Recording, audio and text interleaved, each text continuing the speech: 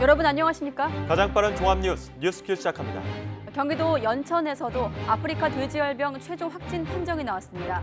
두 농장 사이의 역학관계는 아직 확인되지 않고 있는 상황인데 쫓아가기식 느슨한 방역에 대한 지적도 나오고 있습니다. 잠시 뒤에 전문가와 함께 지금 상황 진단해 보겠습니다. 정부와 여당은 조국 법무부 장관의 가족 관련 수사가 마무리되는 대로 검찰의 피의 사실 공표를 제한하기 위한 개선 방안을 마련하기로 했는데요. 피의 사실 공표란 무엇인지 알아보겠습니다. 먼저 오늘의 주요 뉴스입니다.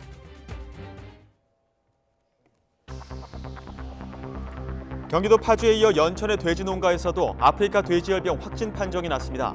경기 북부 전체와 인접 지역으로 확산할 수 있다는 우려가 커지고 있습니다.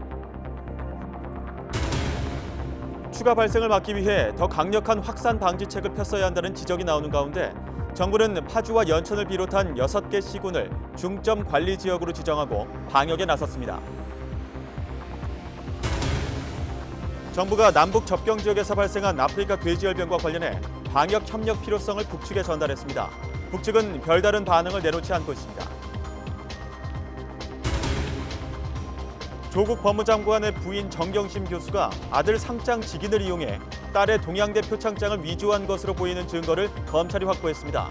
조 장관 해명과 달리 딸이 고려대에 입학할 때 제1저자 논문을 제출한 정황도 확인됐습니다. 민주당과 법무부는 검찰의 피의 사실 공표를 막기 위한 개선 방안을 조국 장관 가족 관련 수사가 끝난 뒤로 연기하기로 했습니다. 수사 개입 의도라는 야권의 반발을 의식한 것으로 보입니다. 오늘부터 우리나라의 화이트리스트에서 일본이 제외됩니다. 우리 조치에 대해 일본은 보복이라며 유감을 나타내면서도 자국 기업과 경제에 영향은 크지 않을 것으로 예상했습니다. 그동안 기승을 부리던 늦더위가 오늘을 기점으로 사라지고 밤사이 기온이 뚝 떨어질 것으로 보입니다. 이번 주말에는 가을 태풍이 한반도로 북상할 수 있다는 전망이 나왔습니다. 부산 명지국제신도시의 대형 신축 건물에서 물이 새고 H빔이 뒤틀리는 등 안전이 심각하게 위협받고 있습니다. 시공사는 결로 현상일 뿐이라고 주장하지만 상가 입점 예정자들은 불안감을 감추지 못하고 있습니다.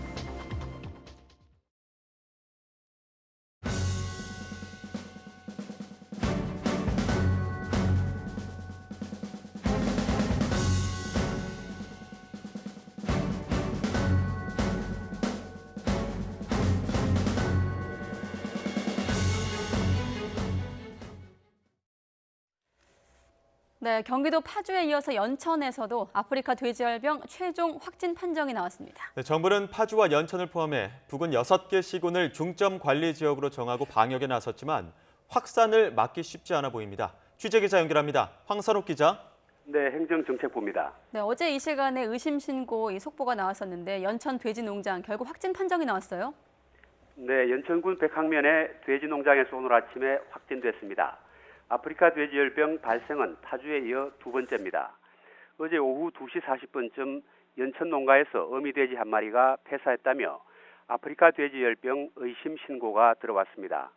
농장 관계자는 죽은 돼지가 2, 3일 전부터 식욕 부진 증세를 보였다고 말했습니다. 이 농장에서는 돼지 4,700여 마리를 기르고 있습니다. 파주 농장과 마찬가지로 남은 음식이 아닌 사료를 먹이고 있으며 전염원으로 꼽히는 야생 멧돼지를 막기 위한 울타리도 설치되어 있습니다. 이 농장의 외국인 노동자 5명 가운데 네팔 노동자 1명이 지난 5월 본국을 방문한 것으로 파악됐지만 네팔은 아프리카 돼지열병 발생 국가는 아닙니다. 네, 주변 농가로의 확산이 걱정되는데 현장 상황 어떻습니까? 네, 부근 3km 이내의 돼지 농장은 모두 세 곳인데요. 돼지 10,000여 마리를 기르고 있습니다. 이 돼지들은 오늘부터 모두 살처분할 예정입니다. 확진 농장 주변에는 출입 제한과 방역 조치가 강화됐습니다. 이 농장은 파주 농장과 직선거리로 30km 정도 떨어져 있습니다. 연천과 파주 농장 사이에는 그동안 축산과 관련한 차량의 이동이 없었고 농장주나 직원들의 접촉도 없었던 것으로 조사됐습니다. 이처럼 연천과 파주 두 농장 사이 역학관계는 아직 확인되지 않고 있습니다. 정부가 파주를 중심으로 확산 방지에 나서는 동안 연관성이 밝혀지지 않은 다른 지역에서 아프리카 돼지 열병이 발생했습니다. 네, 이런 상황에서 정부가 오늘 강화된 대책을 내놓았는데 어떤 내용들이 포함되어 있습니까? 네, 농식품부는 경기도 파주, 연천을 포함해서 포천과 동두천, 김포, 강원도처럼 등 6개 시군을 중점 관리 지역으로 지정했습니다. 이 지역 양돈 농가의 돼지 반출 금지 기간을 현재 일주일에서 3주로 늘리기로 했습니다. 또 소독 차량을 모두 동원해 집중적으로 배치하고 생석회 공급량도 최대 4배까지 늘리기로 했습니다. 정부는 지난 5월 북한에 아프리카 돼지 열병이 발생한 뒤 접경 지역 14곳을 특별 관리해 왔지만 이번에 파주와 연천에서 발생했습니다. 전국 주요 돼지 도매 시장도 오늘 일제히 휴장하지 않았습니까? 그렇습니다. 정부가 전국 돼지 농장 등을 대상으로 48시간 일시 이동 중지 명령을 내리면서 전국 12개 돼지 도매 시장 가운데 10곳이 휴장했고 2곳만 개장했습니다. 축산물 품질관리원은 전국의 돼지 도매 시장 12곳 중 2곳에서만 경매가 이루어지면서 돼지고기 경매 가격의 변동성이 클 수 있다고 밝혔습니다. 이에 따라 필요한 돼지고기 물량을 제때 공급받지 못하는 일선 소매상들의 물량 부족 현상이 심화될 것으로 보입니다. 일반적으로 대형 마트와 같은 대규모 업체는 1, 2주 정도의 재고 물량을 확보하고 있어서 큰 문제는 없지만 재고 물량이 거의 없는 소규모 정육점이나 식당 같은 곳은 문제가 발생할 수 있습니다. 지금까지 행정정책부에서 전해드렸습니다. 네, 정부의 방역 상황 먼저 들어보셨는데 이어서 현장으로 가보도록 하겠습니다. 파주에 이어서 확진 판정을 받은 경기도 연천군 백항면 농장 부근의 취재 기자가 나가 있습니다. 네, 현장 상황 알아보겠습니다. 김다연 기자. 네, 경기도 연천군 돼지 농장 부근에 나와 있습니다. 네, 지금부터 방역 작업이 계속 이어지고 있죠? 네, 그렇습니다. 저는 지금 아프리카 돼지열병이 발생한 농장에서 500m가량 떨어진 곳에 나와 있습니다. 방역 당국이 엄격하게 외부인과 차량 출입을 통제하고 있기 때문인데요. 최대한 방역에 방해가 되지 않는 곳에 떨어져 있습니다. 이렇게 농장으로 가는 길목에선 방역차가 오가는 차량을 계속 소독하고 있습니다. 또 여기선 잘 보이진 않지만 농장 안에는 한 팀, 그러니까 2명으로 구성된 초동 방역팀이 투입됐습니다. 이 농장 관계자는 며칠 전부터 죽은 어미돼지가 식욕 부진 증세를 보였다고 말했습니다. 이 관계자는 파주 지역의 아프리카 돼지열병 확진 판정 소식을 접한 뒤 당국에 의심 신고를 했다고 설명했습니다. 오늘 아침 확정 판정이 내려진 뒤는 살처분을 위한 준비 작업도 시작됐습니다. 오전엔 살처분 업체 차량과 굴착기도 내부로 들어갔는데요. 조금 전인 낮 1시쯤 본격적인 살처분 작업에 들어갔고 파주와 마찬가지로 매몰 작업이 진행될 걸로 보입니다. 관계자는 16시간 정도 걸릴 걸로 보고 있습니다. 일단 이 농장에서 살처분되는 돼지는 4,732마리입니다. 어제 파주의 경우 부근 3km 이내에 다른 돼지 농장이 없는 것으로 확인됐지만 이번엔 부근 3km 이내의 돼지 농장 3곳에서 모두 5,500마리가량 사육하고 있는 것으로 전해졌습니다. 지금까지 발병 농장이 있는 연천에서 YTN 김다연입니다. 네, 이렇게 연천 농장으로까지 확산이 되면서 이제 방역 작업에 대한 우려가 높은 건 사실이지만 확산을 막기 위해 축산 농가 등 현장에선 사활을 건 방역이 진행되고 있습니다. 네, 관건은 신속하고 철저한 방역을 하느냐는 건데 이낙연 국무총리가 경기도 포천에 있는 방역 현장을 찾아 신속하고 단호한 방역과 대응을 강조했습니다. 추은호 기자가 보도합니다. 아프리카 돼지열병이 발생한 경기도 파주 연천과 인접한 포천에서는 바이러스를 차단하기 위해 방역이 한창입니다. 포천에서는 159곳의 양돈 농가에서 27만여 마리의 돼지를 사육하고 있는데 파주, 연천 등과 함께 중점 관리 지역으로 지정돼 있습니다. 이낙연 국무총리가 포천을 찾아 방역 현장을 점검했습니다. 이 총리는 외부인의 출입이 통제된 밀집 사육단지 앞에서 방역 상황을 보고받은 뒤 신속 단호라는 말로 빈틈없는 방역을 당부했습니다. 전파 경로가 어떻게 됐느냐에 관계없이 우리가 해야 할 일은 전광석화처럼 신속하고 단호하게 해야 합니다. 이 총리는 소규모 농장에 대해서도 빈틈없는 방역 조치가 필요하다며 AI를 성공적으로 막아낸 경험을 되살려 지금의 위기도 이겨내자고 강조했습니다. 우리가 AI는 유례 없이 성공적으로 방역한 경험이 있습니다. 이번 일을 세계 전례 없이 성공적으로 막으리라고는 확신을 해요. 이 총리는 이어 24시간 운영되면서 차량 등을 상대로 소독을 진행하는 거점 소독 시설이 마련된 차단 방역 현장도 살펴봤습니다. YTN 추은호입니다. 네, 이렇게 남북 접경 지역에 비상이 걸리면서 정부가 대답 없는 북한을 향해 남북 방역 협력을 거듭 제안하고 있습니다. 네, 아프리카 돼지열병이 확산하고 있는 접경 지역에서라도 공동 방역에 나서자는 취지입니다. 김지선 기자가 보도합니다. 정부가 북한에 아프리카 돼지열병 방역 협력을 거듭 제안했습니다. 파주에 이어 연천까지 남북 접경 지역을 따라 확산할 기미가 보이자 북측에 통지문을 보낸 겁니다. 남북 방역 협력 추진 이 필요성들에 대해서 대북 통지문을 오전에 전달을 했습니다. 북측 지역의 피해를 막기 위해 우리 측 발생 지역과 현황 자료도 함께 전했습니다. 답이 올진 미지수입니다. 북한이 아프리카 돼지열병 확진을 신고한 지난 5월 말 이후 정부가 수차례 방역 협력을 제안했지만 북측은 끝내 답을 하지 않았습니다. 김현철 통일부 장관은 북측과 협력이 긴밀히 이루어지지 않고 있다고 밝혔습니다. 아프리카 돼지열병이 북한에서 유입됐을 가능성에 대해선 신중한 입장을 보였습니다. 야생 멧돼지에 대한 경로와 관련돼서는 여러 가지 조치를 취했는데 또 전문가들 얘기로는 그럴 가능성은 별로 높지 않다라는 또 평가들도 있습니다.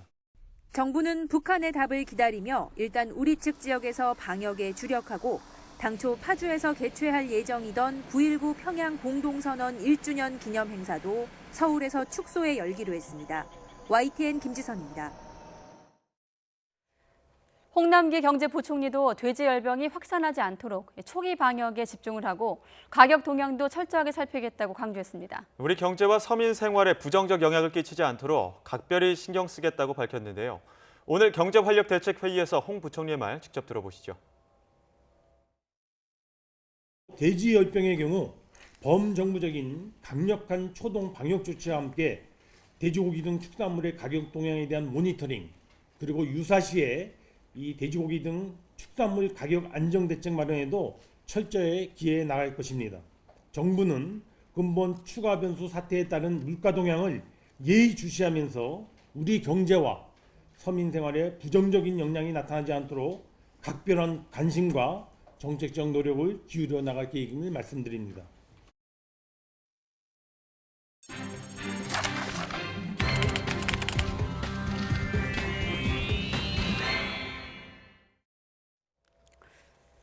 네, 정부 당국이 대대적으로 방역에 나서고 있지만 이미 다른 지역으로도 확산하는 것 아닌가 이런 우려감이 커지고 있습니다. 네, 김준영 대한수의사회 부회장과 관련 내용 살펴보도록 하겠습니다. 어서 오십시오. 네. 네, 어제 이 시간에도 이제 파주 농장 발생 이후의 상황을 저희와 함께 분석하고 진단을 했는데 그 선생님과의 대담 이후에 또 연천에서 의심 신고가 들어왔고 또 확진 판정이 나왔습니다. 지금 확산 상황 어떻게 좀 지켜보고 계세요? 예, 많이 확산될 것 같은 그런 우려가 좀 들어서 네. 물론 정부 당국이 열심히 하고 있는 거로는 생각이 되는데 네. 좀 더 지역을 넓혀서 했으면 더 좋겠다는 생각도 가지고 있습니다.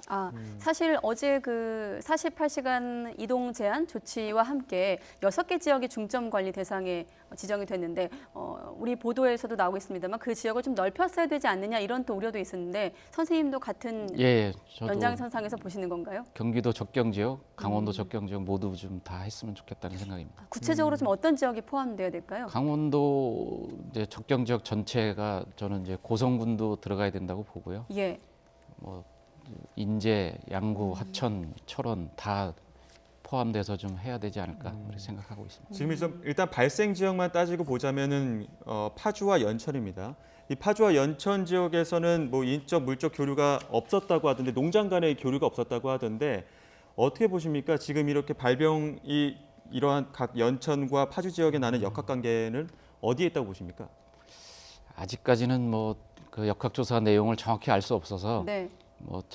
자세하게 말씀드릴 수는 없습니다만은 제가 볼 때는 접경 지역에서 주로 발생하는 거로 봐서 북한에서 유입됐을 가능성이 좀 더 많아진 거 아닌가 이렇게 보고 있습니다.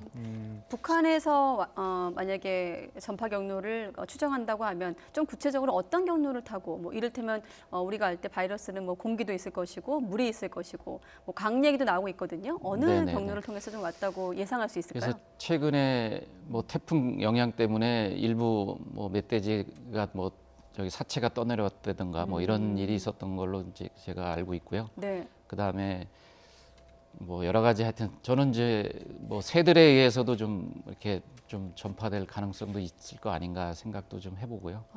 뭐 여러 가지 검토를 좀 해봐야 될 것 같습니다. 야생 멧돼지 가능성, 그다음에 새가 전파했을 뭐 가능성. 그럼 관련해서 지금 환경부가 경기 북부와 인천 시군에 멧돼지 총기 포획도 금지하라는 어떤 지시도 내려져 있는 상황인데 이거는 어떻게 연결해서 생각하면 되겠습니까? 예, 환경부에서도 열심히 하고 있는 거로 네. 알고 있는데 요번에 이제 농림부하고 같이 해서 좀 뭐 같이 좀 뭐 태스크포스 팀을 같이 만든다든지 좀 한시적으로 공동으로 좀 이런 작업을 방제 작업까지 같이 했으면 좋겠다는 생각을 하게 되고요. 예. 서로 좀 협조가 안 되는 게 현장에서는 좀 종종 나타나는 일이거든요. 협조가 안 된다고 하면 예를 들면 어떤 일반적으로 지금 그렇다는 건 아니고요. 예. 예를 들면 이제 멧돼지 관련돼서 환경부에서는 멧돼지를 이제 뭐라 그럴까요? 이제 뭐 총을 쏴서 이제 잡거나 뭐 여러 가지를 하지 최소한 하는 방법으로 네. 이렇게 얘기를 하는데 농림부 입장에서는 이걸 좀 많이 잡아서 상대적으로 숫자도 줄이고 그다음에 이제 뭐라 그럴까요? 감염이 됐는지 여부도 확인도 많이 하고 싶은데 네. 상대적으로 그런 게 서로 협조가 좀 안 되는 걸로 제가 알고 있습니다. 지금 파주 지역에서 확진 판정이 나오고 나서 하루 한나절 정도가 지나고 나서 연천 지역에서 또 확진 판정이 나왔습니다. 그렇게 봤을 때는 지금 다른 지역에도 잠복기에 있는 돼지들이 있을 가능성을 배제할 수 없지 않습니까? 네네, 그렇게 봅니다. 그렇다면 지금 당장 유입 경로 같은 경우도 파악할 수 없는 상황일 텐데 유입 경로를 파악하는데 얼마나 시일이 걸릴까요? 지금 이제 역학조사 하시는 분들이 뭐 열심히 지금 밤새 노력하고 있는 걸로 제가 알고 있습니다. 그래서 파주 건은 일부 뭐 흘러내오는 얘기로는 3, 4일 전에 뭐 임상 증상이 있었다 뭐 여러 가지 얘기들이 나왔기 때문에 네. 제가 볼 때는 조사를 더 하고 뭐 검증을 좀 더 한 다음에 어떤 방식으로 유입 경로가 조사가 되는 거죠? 우선은 역학조사반이 이제 해당 농장에 예. 이제 농장주부터 거기서 일하시는 분, 그다음에 이제 농장에서 이제 사료 차량도 있고, 그다음에 이제 동물약품도 공급했던 분들이 있고, 분뇨 처리에도 담당했던 분들이 있을 겁니다. 그러면 그런 분들을 다 조사하는 거죠 지금. 그래서 그 조사 결과 이제 여러 농장이 겹치거나 뭐 여러 가지 이제 사료도 같이 쓰고 예를 들어서 동물약품도 같이 쓰고 그런 농장이 있다 그러면 연관성이 굉장히 높은 농장이 되겠죠. 그래서 그런 농장들은 좀 더 조사를 해야 되고 여러 가지 요인 중에서 단 한 개라도 겹치는 농장이 있다 그러면 요번엔 네. 다 조사를 해야 될 거라고 생각을 합니다. 시점을 좀 어제로 돌려서 앞서도 말씀드렸습니다만은 어제 조금 더 방역하는 좀 범위를 넓혔더라면 이런 좀 아쉬움이 있다고 말씀하셨거든요.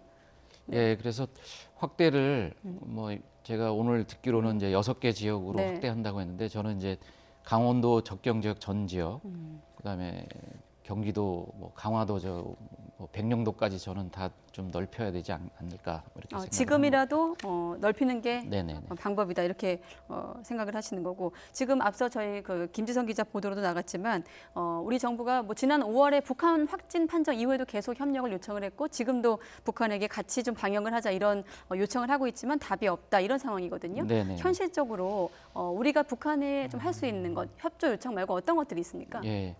이게 2008년에도 제가 소독약을 북한에 보내준 적이 있습니다. 네. 개성에 그때도 직접 전달을 해줬었는데요. 네. 2트럭분을 보내준 적이 있습니다. 그때도 요청을 하고 답이 온 다음에 갔던 건가요? 아닙니다. 그때는 이제 북쪽의 수의사하고 저하고 북쪽에 이렇게 이런 질병이 그때는 이제 아프리카 돼지열병이 아니라 북한에서 돼지열병 그 당시에는 돼지 콜레라라고 하는 질병이 있었습니다. 네. 그래서 북쪽에서 그런 증상들이 있어서 북쪽의 수의사하고 논의한 결과 자기네들이 그거를 이제 OI에 신고하기는 어려운 이제 처지에 있다는 거를 이제 얘기해 줬기 때문에 네.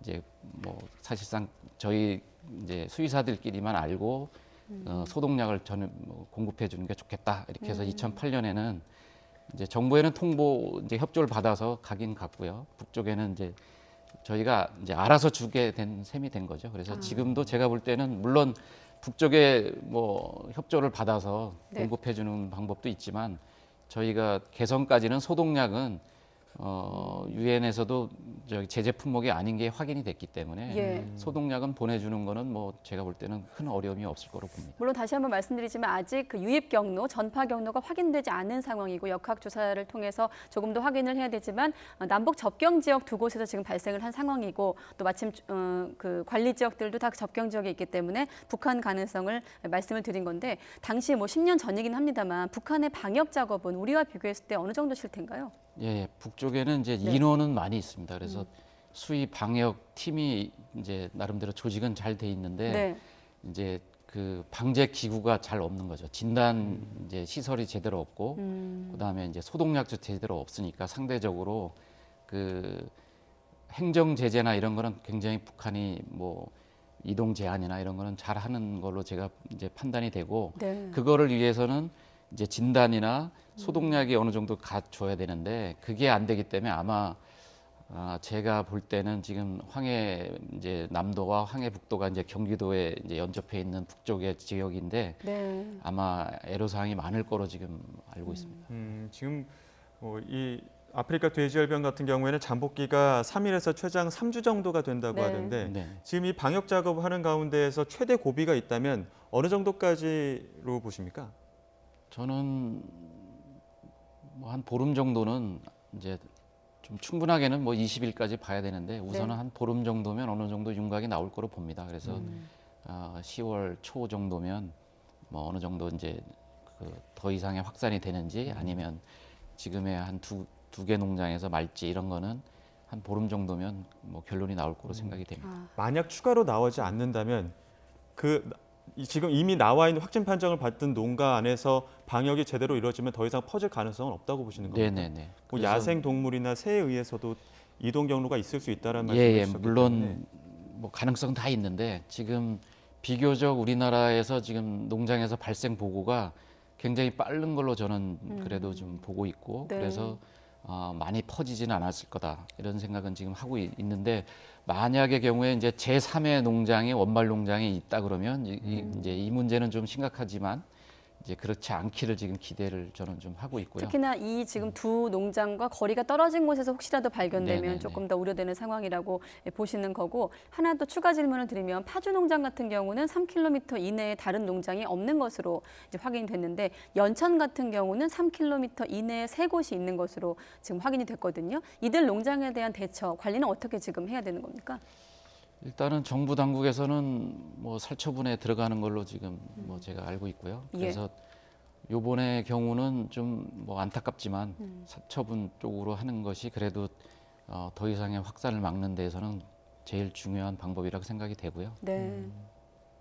예, 지금 뭐 관련 농가들 입장에서는 정말 촉각을 곤두세우고 있을 것 같습니다. 혹시라도 이 농가들에서 추가로 발생하지 않을까, 우리가 키우는 어떤 뭐 돼지가 잠복기에 있는 건 아닐까, 이런 것들에 대한 신경을 많이 쓰고 있을 텐데 혹시 잠복기에 조금 더 빨리 눈치챌 수 있는 방법들, 뭐 검사할 수 있는 방법 같은 건 없을까요? 연천 농장 같은 경우는 식욕 부진이 있었다 이렇게 예, 알려지고 예. 있거든요. 그래서 한 2,000도에서 3,000도씩 지금 평균적으로 키우기 있기 때문에 식욕부진 개체 숫자로 치면은 몇 마리씩은 있습니다. 네. 평소에도. 근데 이제 예. 그 모돈이 여러 마리가 한꺼번에 식욕부진이 온다든지 그리고 급사가 온다든지 하면은 좀 그런 거는 좀 뭐 신고를 한다든지 네. 수의사하고 이제 상담을 하실 필요가 좀 있고 그다음에 지금 소독이나 여러 가지 지금 아마 뭐 여러 가지 그 정부 차원에서 지자체 차원에서 그 전화 문의는 많이 할 겁니다. 그리고 네. 농장에서 못 나오게도 돼 있고 하기 때문에 열심히 소독하시는 거 뭐 이런 건 제가 다 알고 있고요. 그래서 지금대로 하시면 좋을 것 같고 네. 오히려 이제 혹시 임상 증상이 있는데 신고를 안 하시는 분이 있으면 정말 이번에는 이제 지금이라도 안 늦었으니까 네. 네, 빨리 신고해 주시기를 거듭 네. 뭐 저는 좀 요청을 드립니다. 살처분 과정도 조금 더 도움 말씀을 좀 부연 설명을 좀 해주시죠. 어떻게 이루어지고 특히나 이번 그 아프리카 돼지열병 같은 경우는 백신이나 치료제가 없기 때문에 살처분으로 가는 그런 어떤 단계도 빠른 건가요? 지금 임상 증상이 며칠 만에 나오고 2, 3일도 안 된 게 지금 살처분되고 있다고 이렇게 보시면 되거든요. 근데 이제 중국이나 지금 동남아시아 몇몇 나라들은 적어도 뭐 제가 추정하기로는 2-3달 전에 발생을 한 게 나중에서야 신고가 됐고 그거를 이제 살처분하다 보니까 살처분도 또 미흡했고 그거를 또 일부는 뭐 그 사체를 가지고 그 시장에다 내다 판 사례도 있었고 했기 때문에 그거보다는 지금 우리가 참 비교적 잘하고 있다 저는 해서 우리나라 같은 전파되지 않을 경우는 가능성은 많다고 봅니다. 살처분 과정도 신속하고 또 이후에 네네. 사후 처리도 다른 나라에 비하면 좀 관리가 잘 되는 편인 건가요? 네, 잘하고 있다고 보고 그다음에 지금 저희가 또 진단 시설도 좋고 그다음에 간이 진단 뭐 여러 가지 기구들이 있어서 잘 하고 있는 걸로 저는 뭐 보고 있습니다. 네. 지금 관련 주가가 흔들리는 등 또 시장도 이 사안에 대해서 굉장히 주목하고 있는 사항인데 혹시 해외 사례를 통해서라든가 지금 이렇게 뭐 아프리카 돼지열병이 발생했을 때 돼지 가격이 폭등하거나 혹은 다른 뭐 시장의 영향이 굉장히 큰 편입니까? 엄청 크죠. 이게 지금 백신하고 치료제가 없다 보니까 중국의 경우는 뭐 비공식적인 통계지만 그 한 6억 마리 정도의 돼지를 키우고 있다가 지금 한 1억 마리 정도가 줄었다 이런 얘기까지 있고요. 전체 돼지 개체수에서. 네네네. 그래서 뭐 최근에는 돈가가 뭐 거의 30% 이상 오르고 뭐 앞으로도 계속 올라갈 거로 지금 뭐 보여집니다. 베트남도 지금 마찬가지 상황이고요. 네. 그래서 네. 그리고 앞서 전파 경로를 얘기하면서 접경 지역이다 보니까 이제 북한 유입 가능성, 또 새, 뭐 야생 멧돼지, 뭐 또 사료를 통한 어떤 경로를 예상해봤는데 가공식품을 통해서도 유입될 수 있다고 들었습니다. 네네, 바이러스가 물론입니다. 냉동 상태에서도 유지가 되기 때문에. 예. 네. 그래서 냉동 영하 20도의 냉동 제품이라 하더라도 이미 바이러스에 오염돼 있는 혹시 그런 축산물의 경우는 6개월 이후에도 그거를 먹은 돼지가 감염됐다는 그런 논문에 있습니다. 그래서 그거는 계속 주의를 해야 될 것이라고 생각이 됩니다. 사람이 감염될 우려에 대해서도 좀 더 확실한 설명이 필요할 것 같은데요. 사람은 이 바이러스가 사람한테 발생됐다는 이런 보고는 지금 거의 100년 동안 뭐 없었기 때문에 제가 볼 때는 그런 일은 없을 것 같습니다. 네. 익혀 먹는다면 그런 건 전혀 상관이 없다는 말씀이시죠. 네, 자, 뭐 아프리카 돼지열병 관련해서 전파 경로라든지 방역 작업에 대해서 대체적인 얘기를 했는데 끝으로 지금 시점에서 앞서 뭐 총리 같은 경우는 전광석화처럼 신속하게 단호하게 방역을 해달라 이런 주문을 하기도 했는데 그런 맥락에서 본다고 하면 어떤 지금 현실적으로 어떤 조치가 좀 이루어져야 되는지 구체적으로 좀 끝으로 설명해 주시죠. 예, 일단은 농장에서는 이제 계속적으로 좀 모니터링을 본인들 스스로가 좀 농장주나 농장에서 일하시는 분들이 좀 해서 돼지가 이상이 있거나 하면 이제 수의사나 뭐 방역 당국에 바로바로 좀 신고하는 게 좀 필요하고요.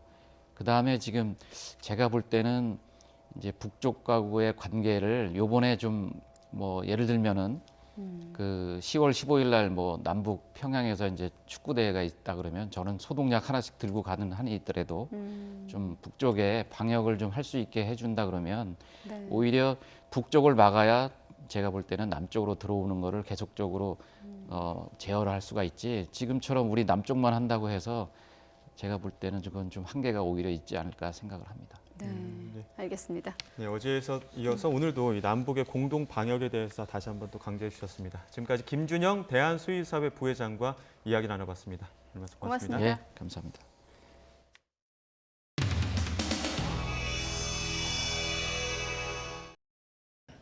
어제 황교안 대표의 삭발 투쟁을 보면서 과거 운동권 시절 삭발 단식은 빨갱이들이나 하는 짓이라고 모욕했던 공안 검사들의 말이 생각이 났습니다. 조국 퇴진 투쟁이든 정권 타도 투쟁이든 다 좋습니다. 그러나 최소한 국회의 책임마저 방기한다면 그 어떠한 투쟁도 국민들로부터 인정받기 어려울 것입니다.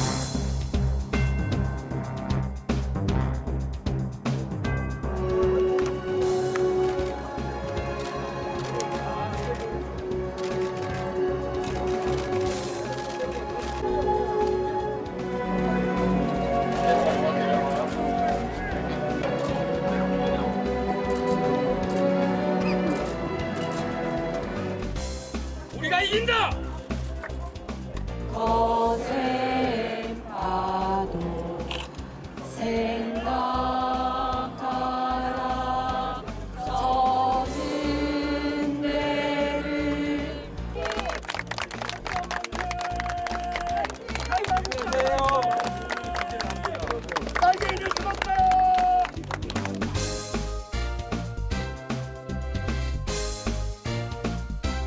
아니나 지금 이게 의혹이 제기되고 있는 이런 것들이 도대체 우리 머릿속에서는 상상도 못하던 일들이에요.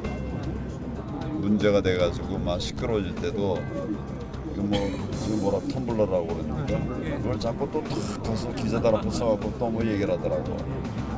참 가증스럽더라고. 좌파의 실체를 우리가 진면목을 볼 수 있는 기회가 사실 많지 않았는데 이번에 조국 사태를 통해서 저들의 진면목을 봤습니다. 거기서 또 세대 얘기까지 나와가지고 586 좌파들의 민낯이 드러나온 거다. 그리고 이미 586도 이제 시효가 끝났다 나가라. 꼰대 좌파라는 말. 꼰대 좌파. 지금 우리 당 취재하는 많은 기자들이 한국당 모습을 보고 이렇게밖에 할 수는 없겠구나 하는 데서 이제 피부로 실감할 수 있는 상황이 이제 왔겠죠 아마. 네, 그렇죠. 여기 다 똑똑하신 분들이니까요, 기자들은. 문재인 정권에 대해서 전면 투쟁을 하지 않을 수가 없습니다. 당 대표로서의 책임, 또 국민의 한 사람으로서의 책임감 때문에 삭발을 하게 되었습니다. 이 늦은 시간 여기 함께 해주시면서 격려해주신 여러분들의 그 격려의 힘으로 저는 정말 모든 것을 내놓고 자유 민주주의 국가를 세우기 위해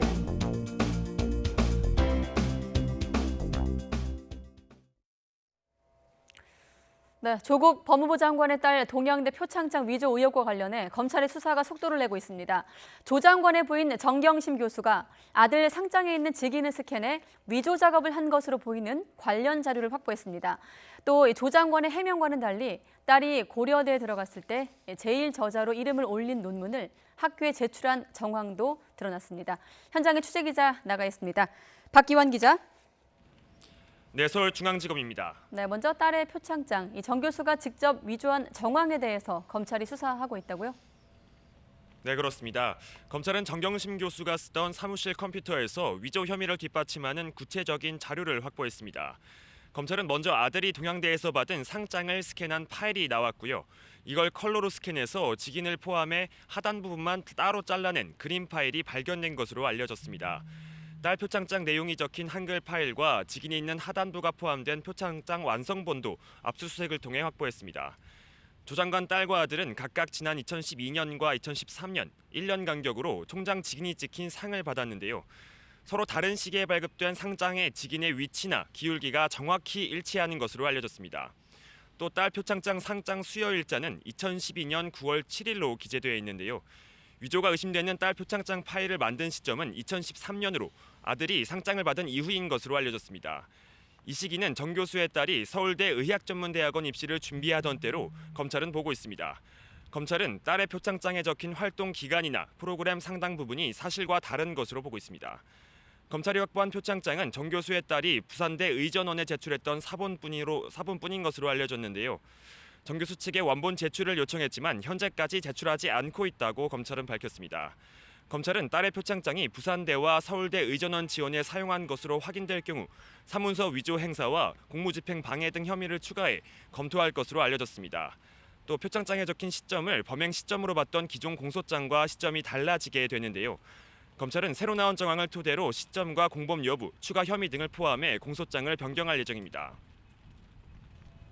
네, 이번엔 제1저자 등재 논문 관련 의혹도 살펴보겠습니다. 검찰 조사를 받은 고려대 입학사정관이 YTN 취재진과 전화 인터뷰를 했다고 하던데 어떤 얘기를 하던가요? 네, 검찰은 앞서 조 장관의 딸이 고려대에서 지원했을 당시 입학 사정관을 지낸 교수를 불러 조사했는데요. 해당 교수는 YTN과 통화에서 조 씨의 제1저자 논문이 당락에 영향을 미칠 것으로 보인다고 진술했습니다. 특히 세계선도 전형의 경우 서류 평가 단계에서 대부분 지원자가 영어 실력이 뛰어나 어학 실력만으로 변별력을 두기 어렵다는 겁니다. 검찰은 고려대 압수수색을 통해 입학 당시 제출받은 증빙 서류 목록표를 확보했는데요. 이 12가지 서류 목록에는 제1저자로 이름을 올린 단국대 논문이 9번째 올라와 있고 이 밖에 공주대 인턴과 UN 인권 인턴십 관련 서류 등도 포함된 것으로 알려졌습니다. 다만 입시 서류 원본은 5년 후 폐기해야 해서 제출한 서류 원본은 폐기된 상태입니다. 검찰은 그제 조 장관 가족 가운데 처음으로 딸 조 씨를 비공개 소환해 고등학교와 대학교 재학 시절 입시 준비 등에 대해 캐물었습니다. 그렇군요. 그리고 검찰은 해외로 도피했던 핵심 인물 가운데 마지막으로 남아있던 전 WFM 대표까지 조사하면서 가족관대 의혹에도 속도를 내고 있죠. 네, 그렇습니다. 어제 전 WFM 대표인 우모 씨가 자진 귀국해서 조사를 받았는데요.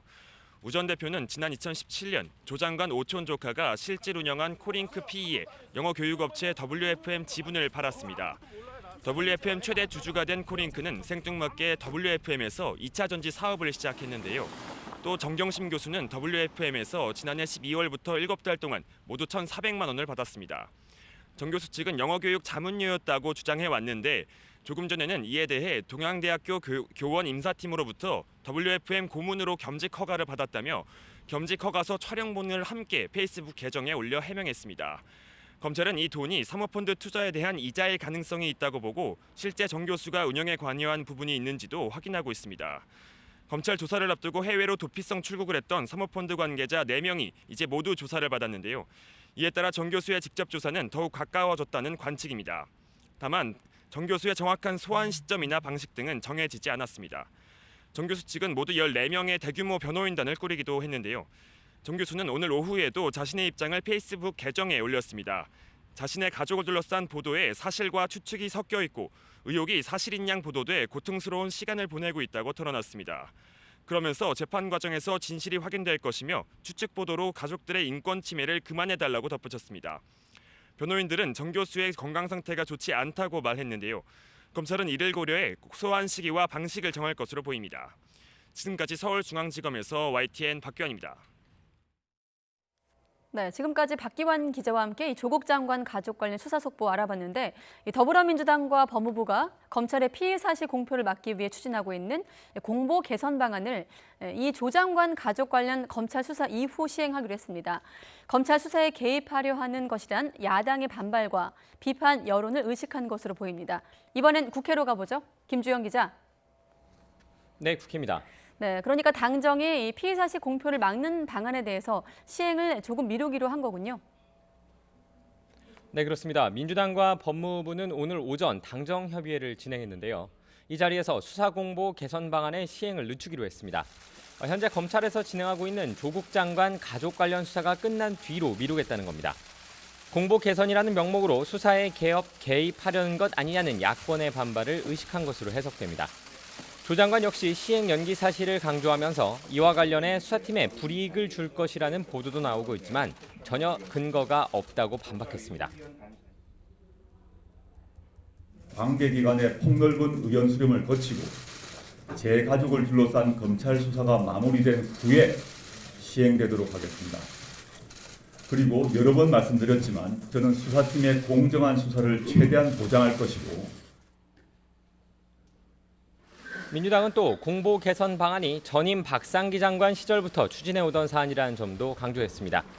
이런 가운데 더불어민주당 이해찬 대표는 정부와 여당이 역점을 두고 있는 검찰 개혁의 필요성을 다시 한번 언급하기도 했습니다.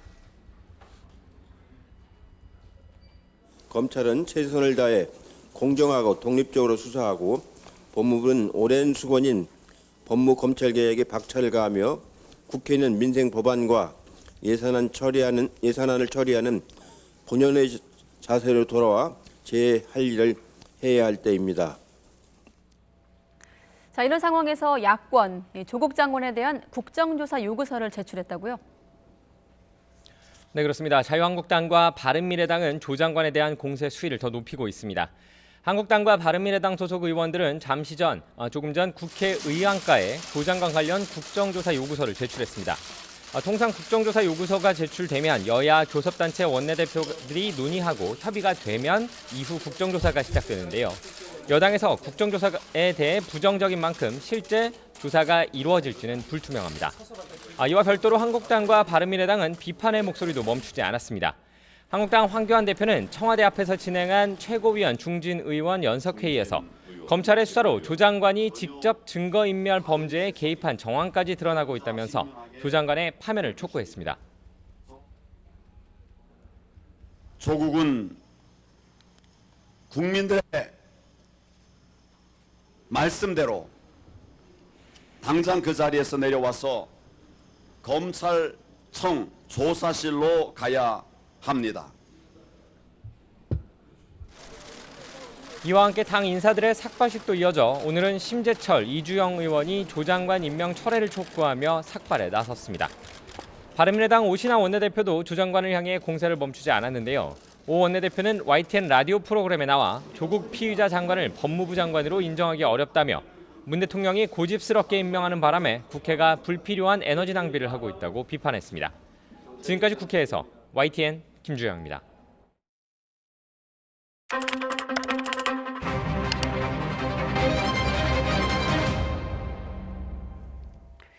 네, 당정은 이렇게 조국 장관 가족 수사를 마치고 나서 검찰의 피의 사실 공표를 제한하기 위한 개선 방안을 마련하기로 했는데요. 조 장관 청문회 전국부터 거론됐던 피의 사실 공표 어떤 개념인지 뉴스 TMI를 통해서 알아보도록 하겠습니다. 박석원 앵커, 피의 사실 공표죄 사실 오랜 기간 이 논쟁이 있었던 개념인데 어떤 조항입니까? 네, 우선 피의 사실 공표란 이 피의 사실, 즉 범죄와 관련해 의심이나 혐의를 받는 내용을 불특정 다수에게 알리는 것을 말합니다. 피의 사실 공표 금지는 1953년 형법 제정 당시부터 금지해 왔는데요. 형법 126조를 보면 검찰이나 경찰이 수사 과정에서 알게 된 피의 사실을 공판 청구 전에 공개할 경우 3년 이하의 징역 또는 5년 이하의 자격정지에 처한다고 규정돼 있습니다. 그렇다면 왜 피의 사실 공표를 법으로 금지하고 있을까요? 바로 피의자의 인권을 보호하기 위해서입니다. 모든 국민은 판결이 확정될 때까지 무죄 추정의 원칙을 적용받습니다. 그런데 만약 수사기관이 파악한 피의 사실을 재판도 열리기 전에 공개한다면 당사자는 나중에 무죄 판결을 받더라도 회복하기 힘든 인권 피해를 입게 되겠죠. 하지만 피의 사실 공표죄는 사실상 사문화됐다는 지적이 나오는데요. 검찰 과거사위원회가 집계한 통계에 따르면 2008년부터 지난해까지 피의 사실 공표로 접수된 347건 가운데 재판에 넘겨진 사례는 단 한 건도 없었습니다. 그 이유는 피의 사실 공표에 대한 예외 규정이 있기 때문인데요. 법무부 훈령을 보시죠. 인권을 침해하거나 언론의 오보를 방지할 필요가 있는 경우, 그리고 범죄 피해가 급속히 확산될 우려가 있는 경우, 마지막으로 국민의 협조가 필수적인 경우 기소 전에 수사 내용을 공개하도록 예외를 두고 있습니다. 이런 예외 규정을 악용해 수사기관은 필요할 때는 피의 사실을 흘려 피의자를 압박하거나 반대로 언론을 피하는 수단으로도 활용한다는 건 공공연한 비밀이었죠. 이렇게 모호한 기준으로 예외 규정을 두다 보니 법 개정에 대한 필요성이 꾸준히 제기돼 왔었는데요. 반대로 엄격한 공표 금지는 언론의 자유와 국민의 알 권리를 침해한다는 지적도 여전히 맞서고 있습니다. 때문에 충돌되는 두 가치를 동시에 보장하는 수사기관의 공통된 준칙이 마련돼야 한다는 목소리가 나오는 상황입니다.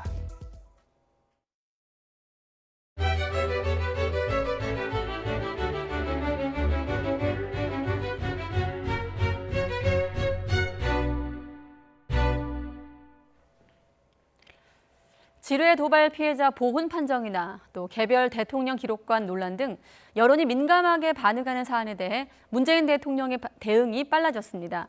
불필요한 논란을 오래 끌 필요가 없다는 판단으로 보이는데 조국 장관 임명 문제로 갈등이 고조된 상황이 반영됐다는 분석도 있습니다. 김도원 기자가 취재했습니다. 북한의 지뢰로 두 다리를 잃은 하재헌 중사에 대한 상위 판정이 알려지자 뜨거운 논란이 일었습니다. 명백한 북한의 도발 때문인데 전투 중에 입은 부상인 전상이 아니라는 국가보훈처의 판단은 잘못됐다는 지적이었습니다. 논란이 커질 조짐이 보이자 문재인 대통령은 문제가 제기된 당일 사실상 재검토를 지시했습니다. 고민정 청와대 대변인은 문 대통령이 관련 법조문을 탄력적으로 해석할 여지가 없는지 살펴보는 게 좋겠다고 했다고 전했습니다. 국가유공자에 대한 예우를 강조해온 문 대통령은 이번 논란으로 정부의 보훈 의지가 빛이 발할 것을 우려한 것으로 보입니다. 국가유공자와 가족에 대한 보상과 예우는 개인을 넘어 공동체의 품위를 높이고 국가 스스로의 가치를 증명하는 일입니다. 지난주 있었던 개별 대통령 기록관 건립 논란에 대해서도 문 대통령은 신속하게 대응했습니다. 보도가 나온 지 하루 만에 지시한 적도 없고 원하지도 않는다고 일축한 겁니다. 문 대통령은 나는 개별 기록관을 원하지 않는다라며 단호한 어조로 말씀하셨습니다. 문 대통령이 이처럼 여론에 즉각적으로 대응하는 것은 이례적입니다. 불필요한 논란으로 정부 비판 여론이 확대돼 국정 동력을 약화시키지 않도록 하기 위한 조치로 해석됩니다. 또 조국 법무부 장관 임명을 거치면서 증폭된 사회적 갈등이 더욱 커질 수 있다는 우려도 빠른 대응의 배경이 된 것으로 보입니다. YTN 김도훈입니다. 오늘부터 우리나라의 수출 심사 우대국 화이트리스트에서 일본이 제외됩니다.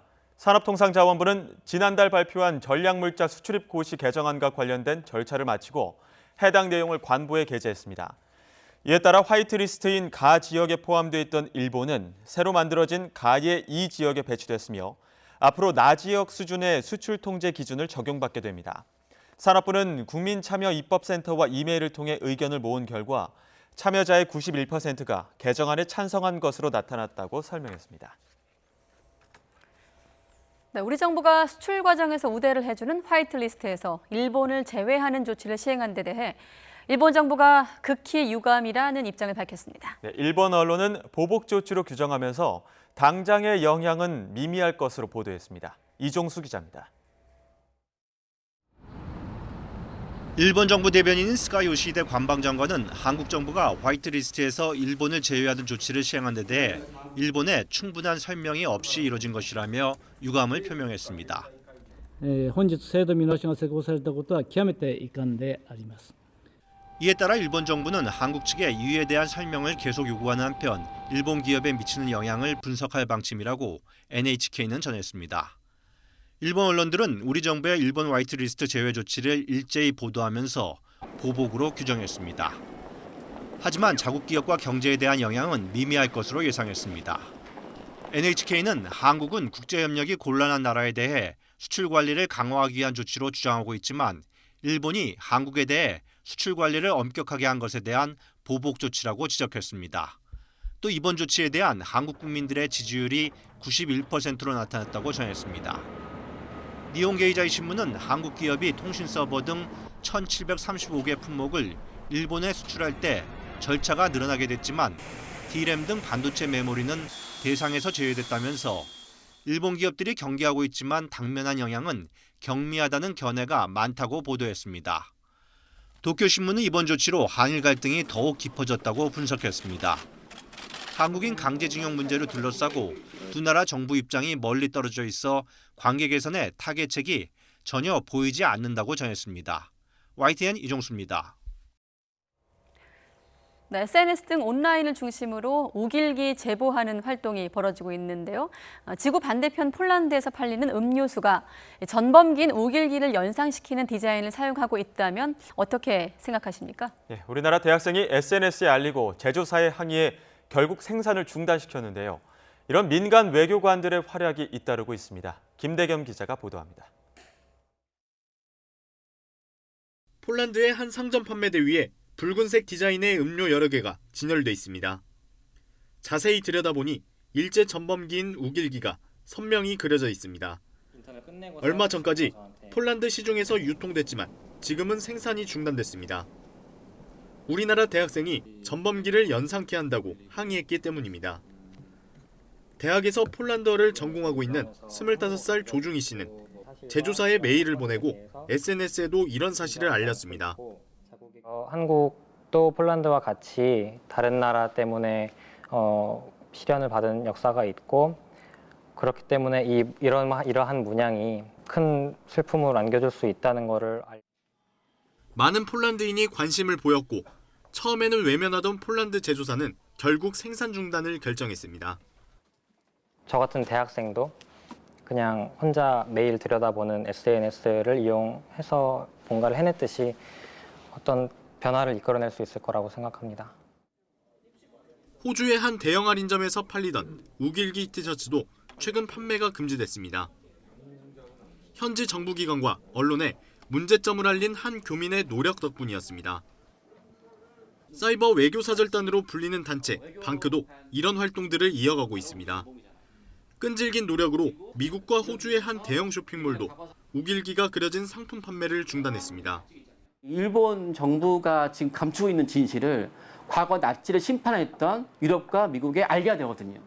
이런 일을 할 수 있는 부분이 지금 진정하게 그 길을 하는 거고. 역사를 반성하지 않는 일본의 행태가 계속되면서 이를 저지하기 위해 민간 외교관을 자처하는 사람들의 노력이 더욱 빛을 발휘하고 있습니다. YTN 김대겸입니다. 문재인 대통령은 오늘 모하메드 사우디아라비아 왕세자와 전화통화를 갖고 사우디 석유시설에 대한 공격은 한국은 물론이고 전 세계 안보에 대한 위협이라며 국제사회가 단호하게 대응해야 한다고 말했습니다.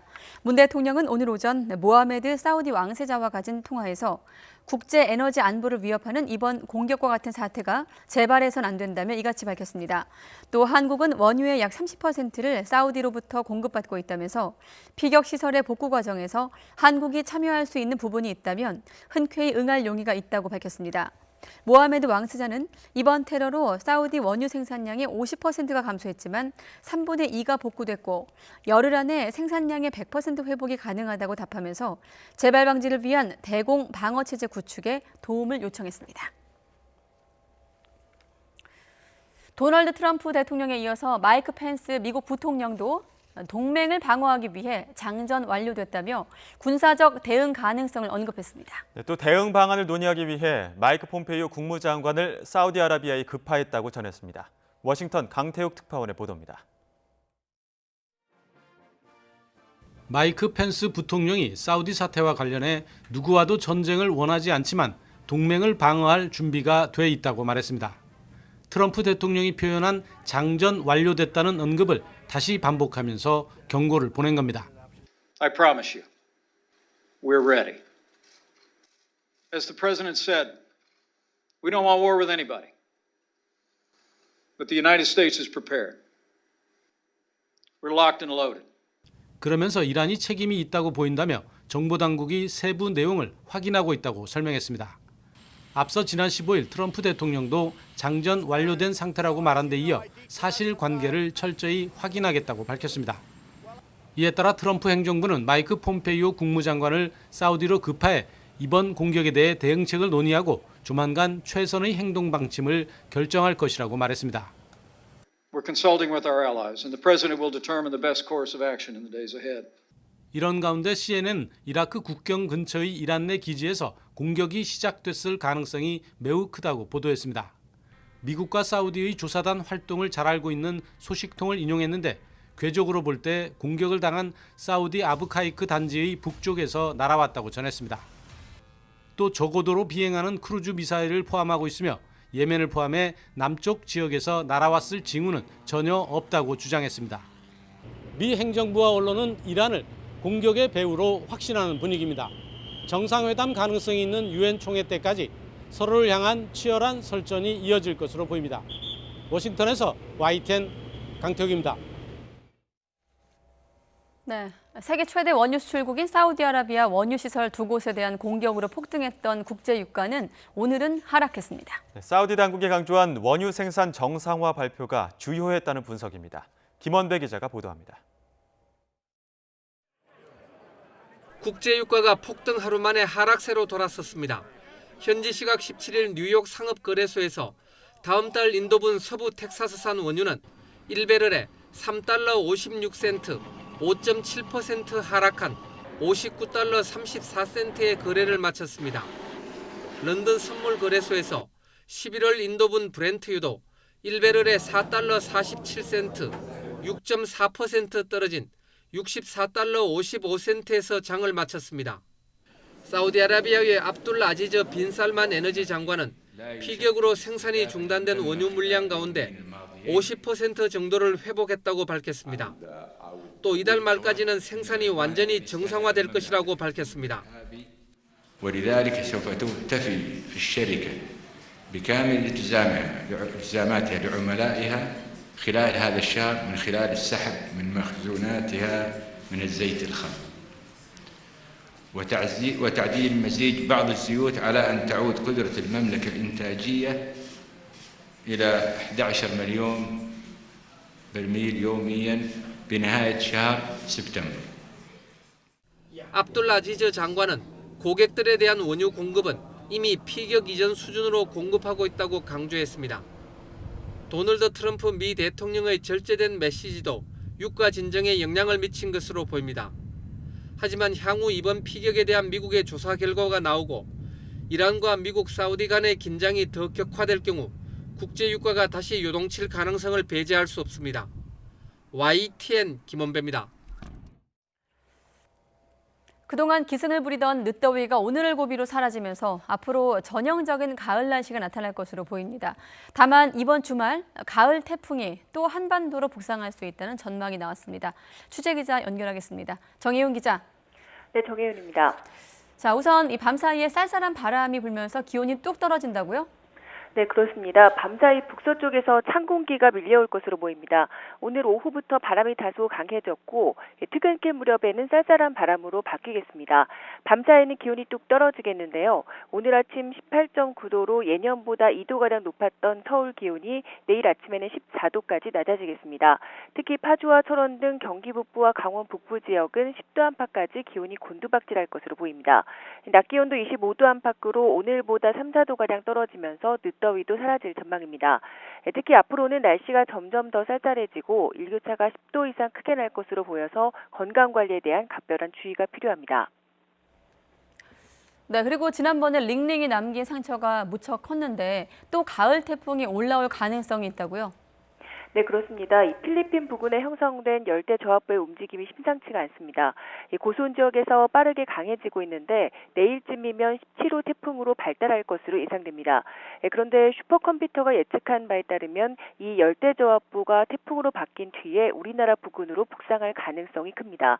아직 변수가 많지만 예상대로라면 태풍은 이번 일요일과 다음 주 월요일 사이에 영향을 줄 것으로 보입니다. 기상청도 주말에 영동과 남부지방을 시작으로 일요일과 월요일에는 전국에 비를 예보했습니다. 그만큼 먼 남해에서 발달하는 열대저압부가 한반도에 영향을 줄 가능성이 크다고 보고 있는 겁니다. 지금까지 YTN 정혜윤입니다. 네, 오늘 새벽에 발생했던 일인데 60대 남편이 부인에게 인화물질을 뿌린 뒤 불을 붙이고 또 자신의 몸에도 불을 지르는 사건이 발생했습니다. 경찰은 부부 사이에 심각한 가정 불화가 발단이 된 것으로 추정하고 있습니다. 우철희 기자가 보도합니다.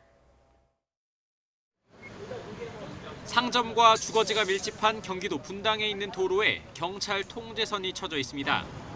바닥에는 불에 탄 옷의 잔해와 인화물질이 담겼던 플라스틱 통이 놓여 있습니다.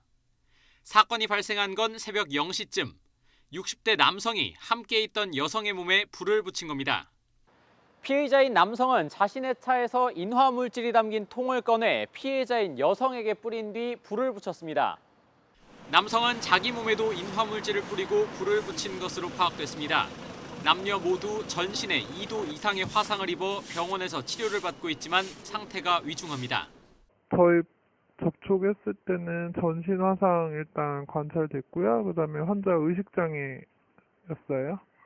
불이 나자 근처에 있던 시민들도 돕기 위해 나섰고 이 과정에서 일부 시민은 다치기도 했습니다. 처음에는 이제 물을 뿌려서 안 되고 이제 뭐 소화기도 뿌려서 안 되니까 이제 불을 끄려고 도와주셨던 분도 뭐 양손에 좀 화상을 입어서. 경찰은 사건 현장에 함께 있던 다른 여성으로부터 피의자인 남성과 피해자인 여성이 부부라는 진술을 확보했습니다.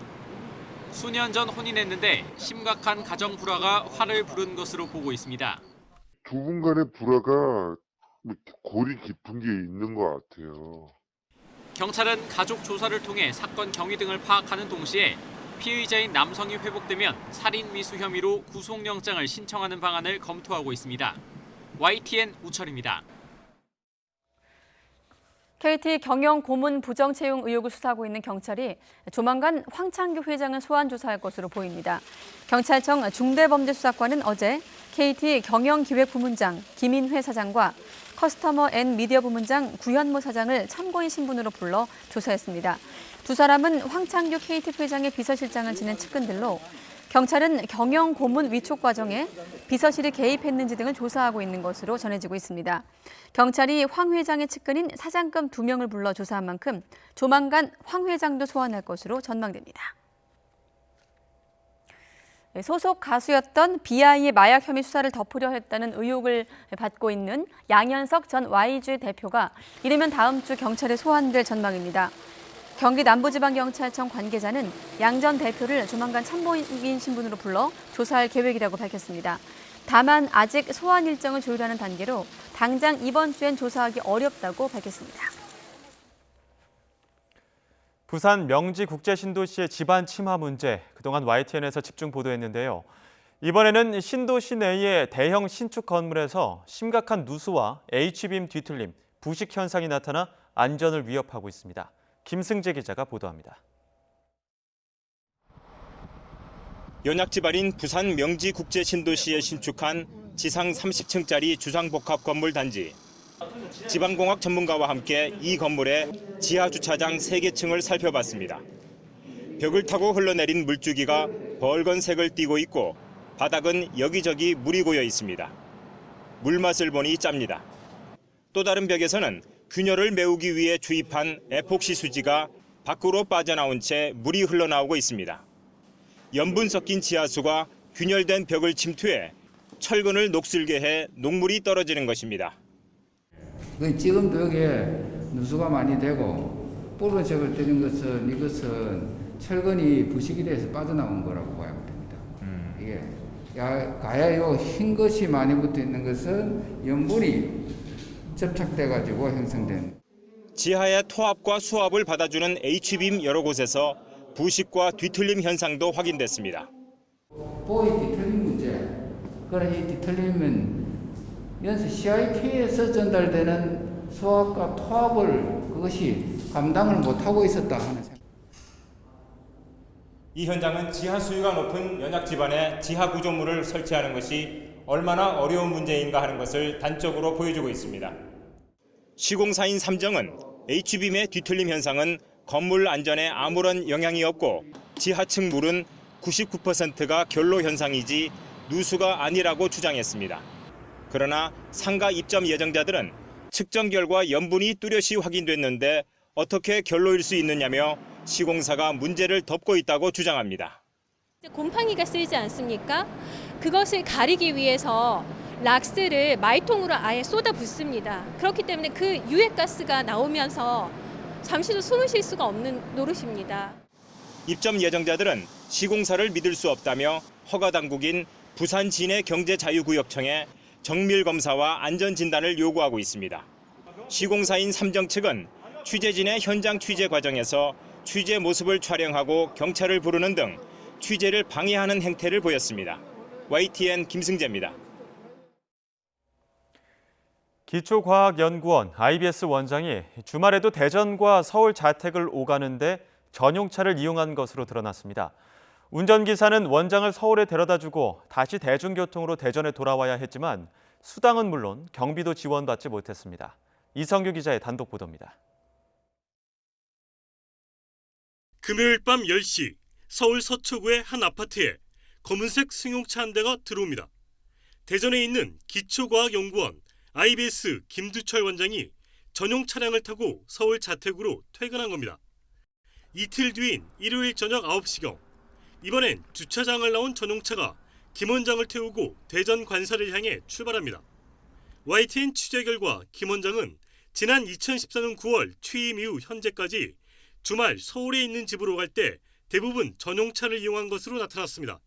운전기사는 김 원장의 집에 차를 세워놓고 다시 고속버스 편으로 대전 집으로 돌아가지만 비용을 한 푼도 받지 못했습니다. 일요일엔 다시 자비로 고속버스를 타고 서울에 와서 원장을 태우고 대전 관사로 가는 일을 반복했습니다. 일요일날 서울 원장님 자택에서 대전으로 네. 내려오신 적이 있으신가요? 예, 예. 언제부터 언제까지 대략적으로 하셨나요?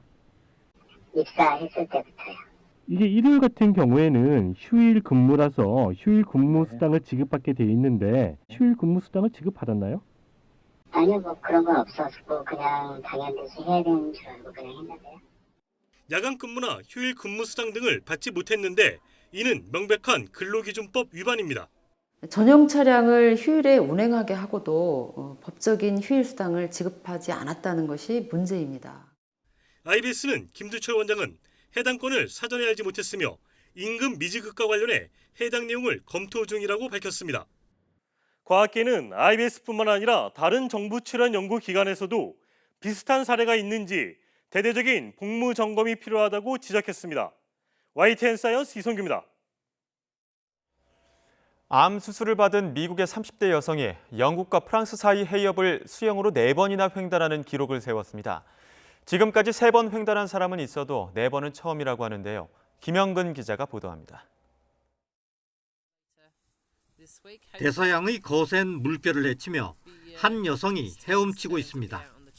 미국 콜로라도 출신의 사라 토머스입니다. 현지 시각 일요일 새벽에 영국을 출발한 사라는 54시간 동안 쉬지 않고 헤엄쳤습니다. 영국과 프랑스 사이 해협을 4번 횡단한 뒤 화요일 오후에 프랑스 해변에 도착했습니다. 그동안 이 해협을 3번 횡단한 사람은 4명 있었지만 4번 횡단한 것은 처음입니다. 한 번 건너는데 128km지만 조류의 영향으로 사라는 거의 209km를 헤엄쳐야 했습니다. 거친 파도 속에서 허기와 고통, 체력적인 한계가 엄습해왔지만 불굴의 의지로 이겨냈습니다.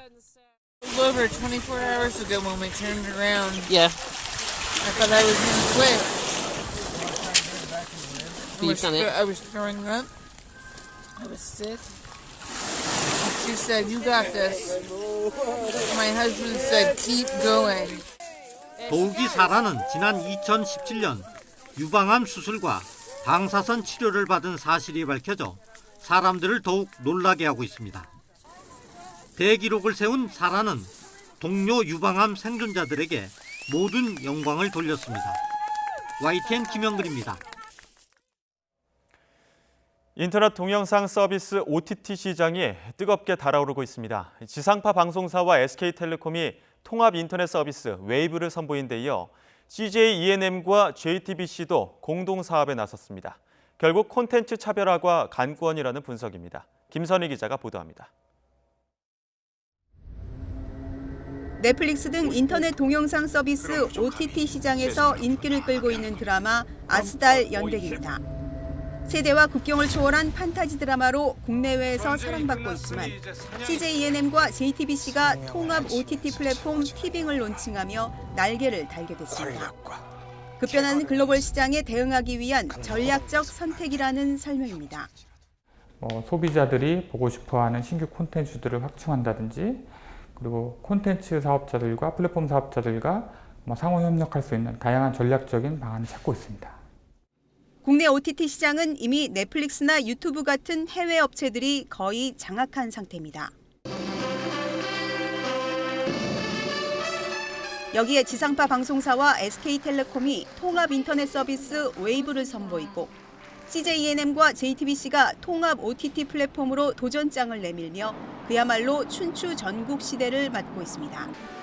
디즈니와 애플 등 글로벌 기업들도 잇따라 OTT 서비스를 준비하며 더 치열한 경쟁이 예상됩니다. 하지만 토종 OTT 플랫폼이 야심차게 합종 현행에 나서도 기존 방송 콘텐츠를 재활용하는 수준에서는 해외 업체들과 경쟁하기 어렵다는 지적입니다. 인터넷 동영상의 특성상 유행 흐름을 발빠르게 따라가 자체 콘텐츠를 만드는 것이 관건입니다. 지금까지는 방송국이 갑이 되고 소비자는 을이 돼서 일방적으로 메시지를 전달하는 원웨이 커뮤니케이션 방식이었다면 소비자와 끊임없이 소통하는 투웨이 커뮤니케이션, 쌍방향 커뮤니케이션 관계가 형성돼야 돼요. 그러니까 이제는 갑을 관계가 소비자가 갑이 돼야 된다는 거죠. 이미 국내에서 10명 중 4명 이상이 사용할 만큼 폭발적인 성장을 거듭하고 있는 OTT 시장. 국내 업체들이 글로벌 기업들과의 경쟁에서 살아남아 주도권을 잡을 수 있을지 주목됩니다. YTN 김선입니다.